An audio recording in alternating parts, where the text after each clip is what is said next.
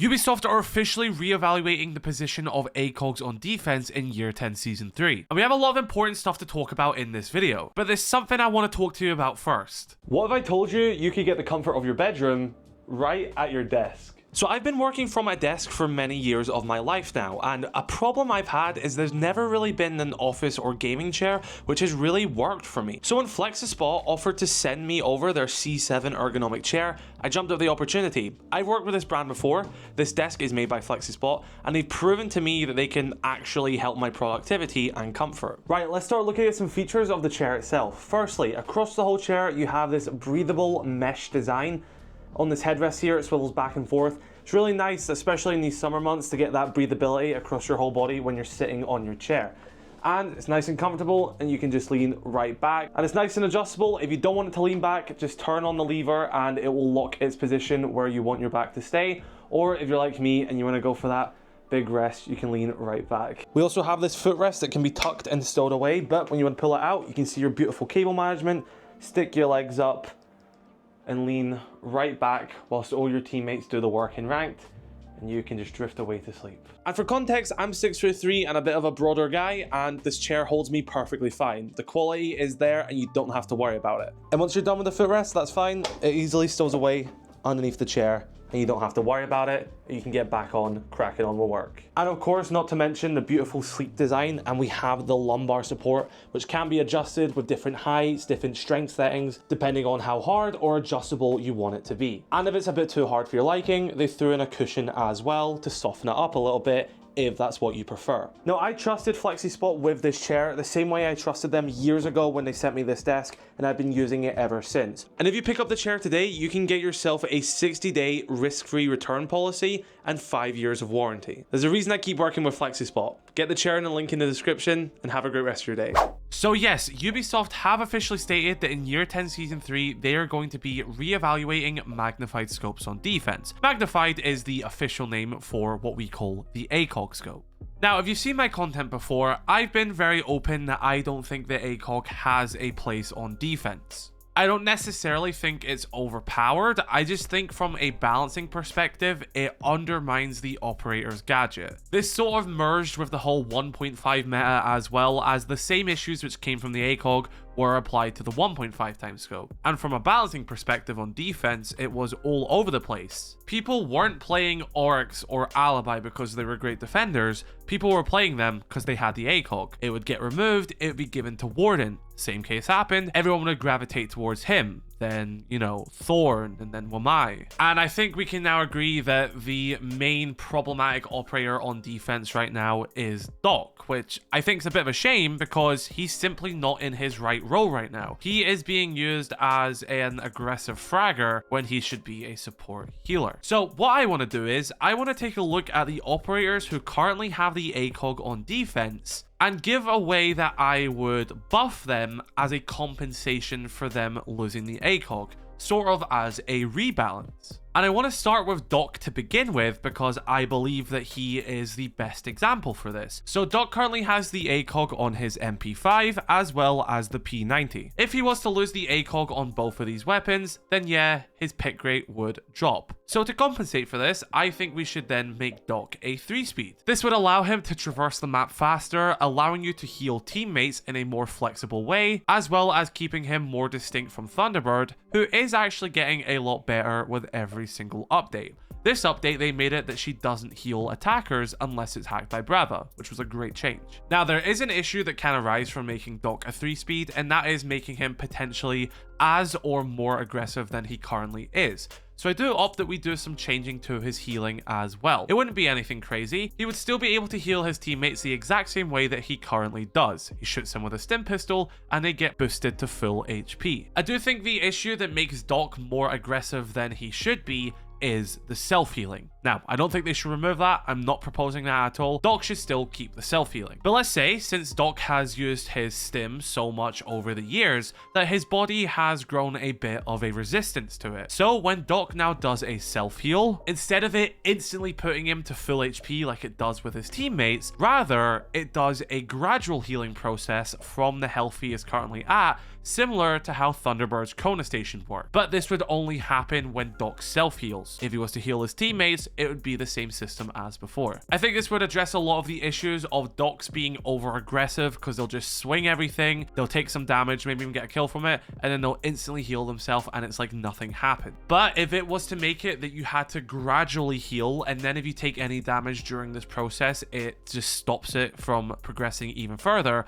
I think that would make a lot of sense. As well as this would remove some of the frustration from when a doc is injured. If you guys ever had the moment that when you injure a doc, he stims himself and then you start mag dumping him and he just tanks all the bullets, that's because he's went straight back to full HP during that process. Well, if it had this gradual progression, just like Thunderbird's Kona Station, for when he heals himself, that means that even though he's injured and he stims himself, he will still be at that low HP and you'll get that reward for finishing him off. Remember, the goal isn't to make these operators unplayable or undesirable. It's just to rebalance them and start improving them in other sectors. Next up, we have Rook. I think Rook doesn't need many changes. I think there is still some stuff we can do.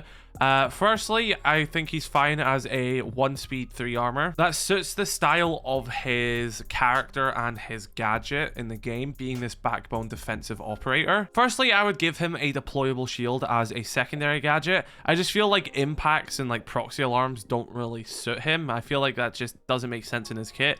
Give him a deployable shield, which he can play behind. And I'd also like to maybe give him a weapon which isn't the MP5. Keep the P90, keep the shotgun, but switch out the MP5 for a different weapon. I originally suggested that he potentially even gets Maestro's older, but people would criticize me for that take. I was also thinking maybe you could just give him Acog's MP5 SD, which is pretty much the same weapon, but with a fixed suppressor on it. And also it does 3 more damage. But then technically, if you put extended barrel on the standard MP5, it then does pretty much the same amount of damage. I definitely think there is a better way though to reevaluate Rook's loadout and make him more of a backbone support operator. Giving him a deployable shield is definitely one of the ways, and I also think reevaluating his primary loadout is something we should do. Even if my ones may not be the best ones to do it, I definitely think it should be something that is looked at. If you guys have any ideas of what primary weapon Rook could get, drop it in the comments. Next operator who has an Acog is actually Tachanka. I don't even think people even know that he has the Acog on his gun, but he has it on the 919, which is the same SMG which Kapkan and Azami has. Honestly, I don't even think people would miss it. Tachanka has more of a core issue when it comes to his gadget and that whole reload time and everything. If you take Acog off his SMG, no one's going to miss it. No one even plays Tachanka, and if they do, no one even runs the SMG anyway, so you're not really losing anything of value. Next up, we have Castle. He has the Acog on the UMP. Pulse used to have it on the UMP, but he lost it. Again, I think this is kind of a similar case to Tachanka, where the operator would be fine without it. I wouldn't be against giving Castle maybe another barricade, considering the fact that so much stuff counters him now, like Blackbeard, Sledge, Hibana, Gun 6, any explosive. Castle is getting weaker as time goes on. So if we could do a substitution of maybe just 1 less Acog for an extra barricade, I definitely think that would be a positive net gain for Castle. Similar for Frost, she has another weapon which is actually really good without the Acog, and I've been using it for a while without the Acog